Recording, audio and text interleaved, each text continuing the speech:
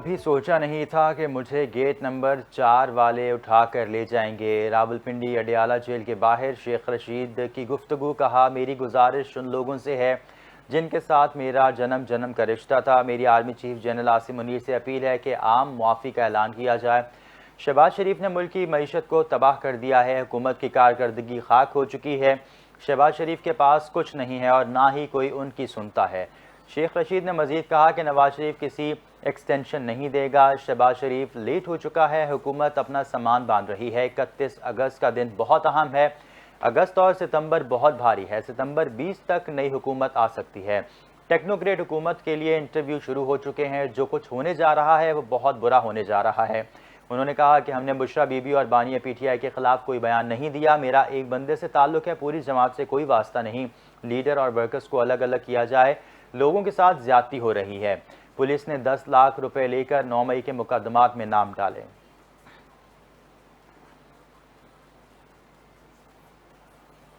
وزیر اعظم شہباز شریف نے جشن آزادی کے موقع پر قوم کو امید اور خوشیاں دینے کا ٹاسک دیتے ہوئے وزارتوں اور محکموں میں امید افزا اقدامات کی حکمت عملی کی ہدایت کر دی۔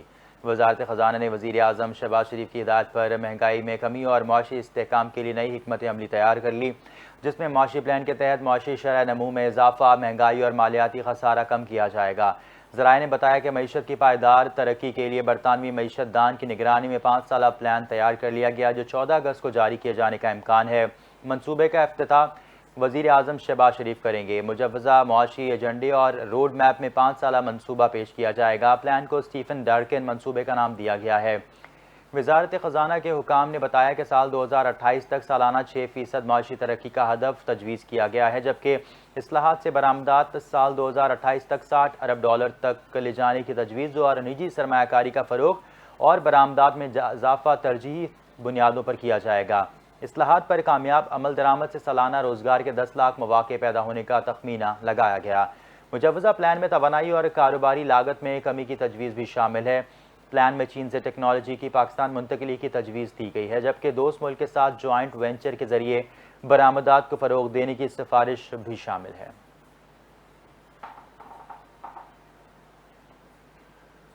اسپیکر قومی اسمبلی سردار ایاز صادق نے کہا ہے کہ بلوچستان میں شمسی توانائی منصوبے موسمیاتی تبدیلی سے نمٹنے کے لیے اہم قدم ہے۔ وفاقی دارالحکومت میں منعقدہ ریجنل پارلیمنٹیرینز کانفرنس سے خطاب کرتے ہوئے اسپیکر قومی اسمبلی سردار ایاز صادق نے کہا کہ جاپان کی وزیر مملکت توشیکو آبے سمیت تمام ملکی اور غیر ملکی معززین کو تقریب میں خوش آمدید کہتا ہوں۔ انہوں نے کہا کہ خواتین کو مکمل طور پر بااختیار بنائے بغیر گرین اکانومی پائیدار ترقی کا خواب پورا نہیں ہو سکتا۔ سردار ایاز صادق کا کہنا تھا کہ خواتین کو بااختیار بنانے اور پائیدار ترقی کے حصول کے لیے اجتماعی کوششوں کی اہمیت کو رد نہیں کیا جا سکتا۔ خواتین کو بااختیار بنانے اور پائیدار ترقی کے اہداف کے حصول کے لیے پارلیمان نے بھرپور کردار ادا کر رہا ہے۔ پارلیمنٹ میں جینڈر مین سٹریمنگ کمیٹی کا قیام ملک میں خواتین کو بااختیار بنانے میں اہم قدم ثابت ہوگا۔ خواتین کے خلاف نازیبہ الفاظ کا استعمال ناقابل قبول ہے۔ انہوں نے کہا کہ موسمیاتی تبدیلی ایک عالمی مسئلہ ہے۔ پاکستان موسمیاتی تبدیلی سے سب سے زیادہ متاثر ہونے والے ممالک میں شامل ہے۔ موسمیاتی تبدیلی سے نمٹنے کے لیے ہر سطح پر تسلسل سے اقدامات کر رہے ہیں۔ پاکستان کے پارلیمنٹ کو دنیا کا پہلا گرین پارلیمنٹ ہونے کا اعزاز حاصل ہے۔ اسپیکر قومی اسمبلی نے مزید یہ بھی کہا کہ وفاقی حکومت کی طرف سے بلوچستان میں اربوں روپے کے شمسی توانائی منصوبے کا آغاز موسمیاتی تبدیلی سے نمٹنے کے لیے اہم قدم ہے۔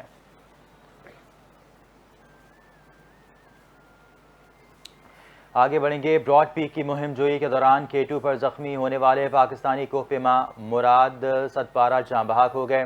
الپائن کلب کے نائب صدر ایاز شگری نے ان کی موت کی تصدیق کر دی۔ مہم جوئی کا ایک اور باب بند ہو گیا۔ رواں سال مراد ستپارہ نے K2 کلین اپ سمیت K2 ریسکیو مشن میں حصہ لیا۔ اس سے قبل وہ K2 سمیت کئی چوٹیوں پر سبز ہلالی پرچم لہرا چکے ہیں۔ گزشتہ دنوں براڈ پیک پر مہم جوئی کے دوران ان کے سر پر گہری چوٹ آئی، جس سے وہ زخموں کی تاب نہ لاتے ہوئے دم توڑ گئے، جبکہ الپائن کلب کے نائب صدر ایاز شگری کی جانب سے مراد ستپارہ کی موت کی تصدیق کی گئی ہے۔ الپائن کلب کے نائب صدر ایاز شگری کے مطابق انہیں 5700 فٹ کی بلندی پر حادثہ پیش آیا۔ پاک فوج نے 4 مقامی کوہ پیما کو ریسکیو کے لیے بیس کیمپ پہنچا دیا تھا۔ مراد ستپارہ نے رواں سال K2 میں 8200 میٹر کی بلندی سے لاش کو ریسکیو کر کے ریکارڈ قائم کیا تھا۔ اس کے علاوہ وہ کئی منفرد ریکارڈ کے حامل تھے۔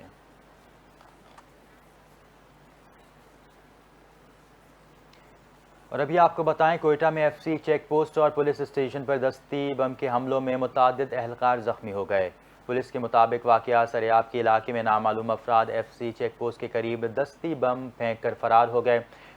دھماکے میں 3 اہلکار زخمی ہو گئے جنہیں طبی امداد فراہم کرنے کے لیے ایف سی اسپتال منتقل کیا گیا۔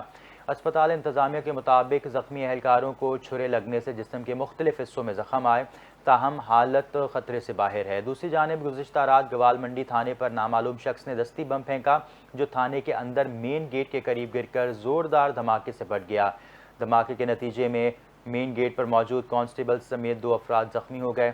واقعے کے زخمیوں کو طبی امداد فراہم کرنے کے لیے سول اسپتال ٹراما سینٹر منتقل کر دیا گیا۔ زخمیوں کی حالت خطرے سے باہر ہے۔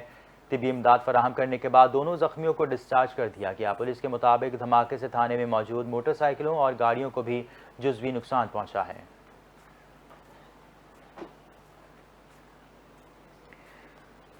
اور ابھی آپ کو بتائیں گورنر سندھ کامران ٹیسوری کی تبدیلی کے فیصلے کی خبروں پر ڈاکٹر فاروق ستار نے اتحادی حکومت سے الگ ہونے کی دھمکی دی ہے۔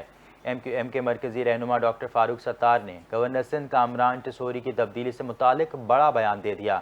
ان کا کہنا ہے کہ مسلم لیگ نون کی اتحادی حکومت کے قیام کے وقت یہ طے ہوا تھا کہ سندھ کے گورنر کامران ٹیسوری ہی رہیں گے۔ نون لیگ حکومت کی تشکیل کے وقت اپنے کیے وعدوں کا پاس کرے۔ انہوں نے کہا کہ اگر مسلم لیگ نون کی حکومت نے یک طرفہ طور پر گورنر سندھ کو تبدیل کرنے کا فیصلہ کیا تو ایم کیو ایم پاکستان کا مسلم لیگ نون کی حکومت میں رہنے کا کوئی جواز نہیں رہے گا۔ متحدہ رہنما کا مزید یہ بھی کہنا تھا کہ اس سے قبل بھی کامران ٹیسوری کو ہٹانے سے متعلق قیاس آرائیاں ہوتی رہی ہیں۔ بار بار ایسی قیاس آرائیوں سے ہیجان پیدا ہوتا ہے۔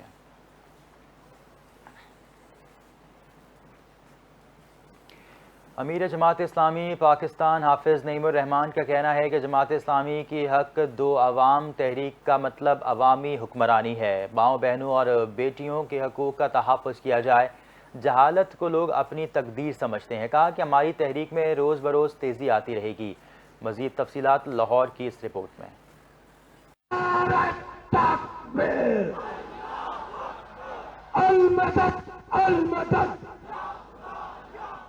امیر جماعت اسلامی حافظ نعیم الرحمان نے کہا ہے کہ آئی پی پیز والے عوام اور پاکستان دونوں کے دشمن ہیں، ان سے جان چھڑا کر رہیں گے۔ معاہدے پر عمل نہ کیا گیا تو 42 دن بعد تمام راستے اسلام آباد کی طرف جائیں گے اور پھر ہم اپنے مطالبات منوا کر ہی واپس آئیں گے۔ اسکولوں کو این جی اوز کے حوالے کرنا تعلیم کو برائے فروخت بنانے کے مترادف ہے۔ پنجاب حکومت ایسے تعلیم دشمن منصوبے سے باز رہے۔ یہ معاہدہ آپ نے جماعت اسلامی کے ساتھ کیا ہے اور جماعت اسلامی معاہدے کرنا بھی جانتی ہے، معاہدوں پہ عمل کروانا بھی جانتی ہے۔ اور جس وقت یہ معاہدہ ہوا تھا 45 دن کی بات ہوئی تھی اور آج 42 دن باقی رہ گئے ہیں۔ ایک ایک دن ہم گن رہے ہیں اور ایک ایک دن ہم اس کا تعاقب کر رہے ہیں۔ لاہور میں جماعت اسلامی کے دھرنے سے خطاب کرتے ہوئے امیر حافظ نعیم الرحمان کا کہنا تھا کہ معیاری تعلیم ہر بچے کا حق ہے، جامعات کو تباہ نہ کریں، معیاری تعلیم کا حق ہم چھین کے لیں گے۔ جماعت اسلامی کی حق دو عوام تحریک کا مطلب عوامی حکمرانی ہے، ماؤں بہنوں اور بیٹیوں کے حقوق کا تحفظ کیا جائے۔ جہالت کو لوگ اپنی تقدیر سمجھتے ہیں۔ کراچی شہر میں 45,000 بچوں کو ہم نے فری آئی ٹی کورسز کروا دیے ہیں اور 14 اگست 2 دن بعد آ رہی ہے۔ میں پہلے ہی اعلان کر رہا ہوں کہ انشاءاللہ اگست کے مہینے میں ہی پورے پاکستان کے لاکھوں طلبہ اور طالبات کے لیے فری آئی ٹی کورسز کی رجسٹریشن ہم شروع کرانے والے ہیں۔ تو ہمارے پاس تو حکومت نہیں ہے، ہم تو پھر بھی خدمت کر رہے ہیں، تو ہمیں کچھ نہیں چاہیے۔ اس لیے کسی غلط فہمی میں مت رہو۔ جماعت اسلامی کی سیاست ہم عبادت سمجھ کے کرتے ہیں۔ امیر جماعت اسلامی کا کہنا تھا کہ ہمارا کسان مقروض ہے، اپنے حقوق کے لیے ہمارے ساتھ نکلو۔ توانائی اور پانی کے مسئلے کا حل جماعت اسلامی کے پاس ہے۔ مغرب کا سرمایہ دارانہ نظام عوام کو کچھ دے نہیں سکتا۔ ہم وسیع تر ایجنڈے پر قوم کو متحد کریں گے۔ واحد راستہ دین ہے جو کامیابی کو جاتا ہے۔ کراچی کے مختلف علاقوں میں بارش کے بعد موسم خوشگوار ہو گیا۔ محکمہ موسمیات کے مطابق بارش کا سلسلہ آج بھی جاری رہنے کا امکان ہے۔ مزید تفصیلات جانیں گے اس رپورٹ میں۔ کراچی میں رات گئے بادل برس پڑے، کہیں ہلکی تو کہیں تیز بارش، جل تھل ایک ہو گیا۔ ملیر، شاہ فیصل، نارتھ ناظم آباد، ناظم آباد، گلشن اقبال، گلستان جوہر، شارع فیصل، اسٹیڈیم روڈ پر بارش، صدر، آئی چندری گڑھ روڈ، ایم اے جنا روڈ، سولجر بازار اور اطراف کے علاقوں میں بھی رمجھم۔ محکمہ موسمیات کی بارش کا سلسلہ وقفے وقفے سے جاری رہنے کی پیشگوئی کی گئی ہے۔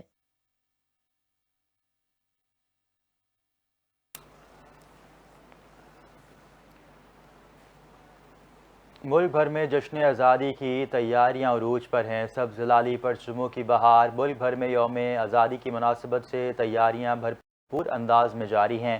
جشن آزادی کے سلسلے میں سجائے گئے بازاروں میں گہما گہمی شروع ہو چکی ہے۔ سٹالز پر بچوں کے لیے ماسک، بیجز، گھڑیاں، پونیاں، کیچر، چوڑیاں اور ٹوپیاں بھی رکھی گئی ہیں۔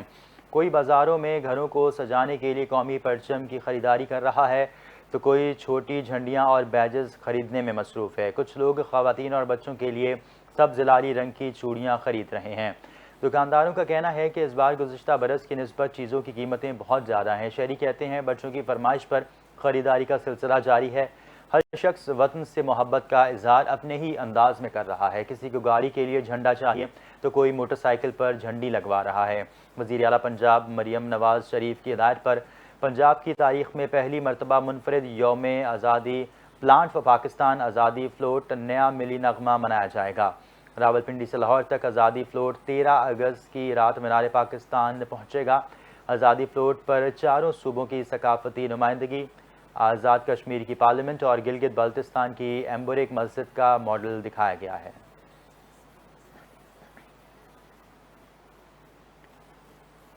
اولمپکس کی بات کریں گے۔ پیرس اولمپکس 2024 کے مقابلے اختتام کو پہنچ گئے اور اولمپکس میں تمغوں کی دوڑ امریکہ نے جیت لی۔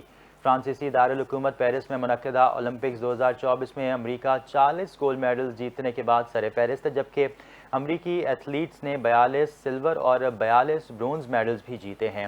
اولمپک گیمز میں امریکہ کے مجموعی تمغوں کی تعداد 126 رہی۔ چین 40 گولڈ اور 27 سلور میڈل سمیت 91 تمغے جیتنے میں کامیاب ہوا اور فہرست میں دوسرے نمبر پر ہے۔ جاپان نے 20 گولڈ میڈل سمیت 45 میڈلز جیتے۔ امریکہ نے مسلسل چوتھے اولمپکس میں میڈل ٹیبل پر پہلا نمبر لیا۔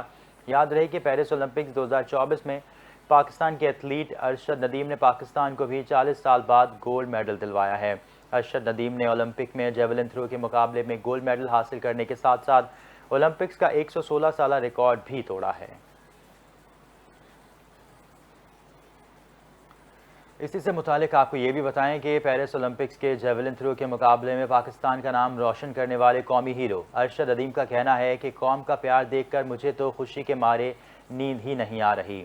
پیرس اولمپکس کے گولڈ میڈلسٹ ارشد ندیم کا کہنا تھا کہ ٹوکیو اولمپکس کے بعد پیرس اولمپکس کے لیے بہت محنت کی تھی۔ 2016 میں پہلا انٹرنیشنل ایونٹ کھیلا۔ 8 اگست کو محنت کا پھل ملا۔ میرے کوچ سلمان بٹ نے بہت ساتھ دیا، انہوں نے مجھے ہمت نہیں ہارنے دی۔ فیلڈنگ بڑی اچھی تھی، ٹریننگ بھی اچھی تھی اور اس کے علاوہ دعائیں اتنی زیادہ تھیں کہ مجھے پوری امید تھی کہ اس بار گولڈ میڈل میں ہی جیتوں گا۔ انہوں نے کہا کہ 2022 میں نے کامن ویلتھ مقابلوں میں 90 میٹر کا ریکارڈ توڑا تھا۔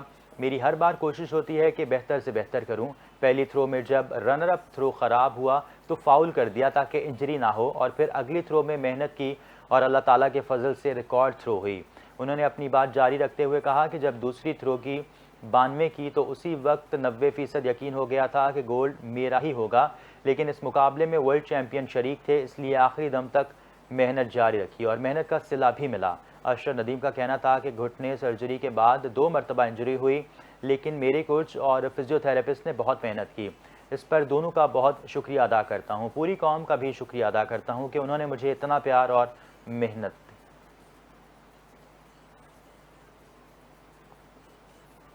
اور اب آپ کو بتائیں کہ ٹی وی کی معروف اداکارہ دردانہ بٹ کو اپنے فرستاروں سے بچھڑے 2 سال بیت گئے۔ ڈرامہ سیریل آنگن ٹیڑھا اور 50-50 میں یادگار کردار ادا کیے۔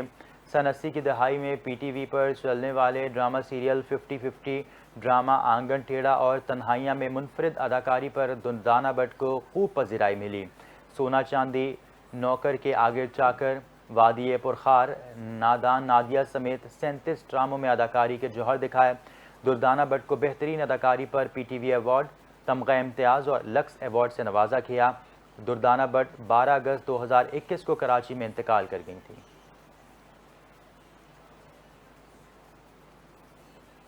مزید خبروں کے لیے دیکھتے رہیے NTN نیوز۔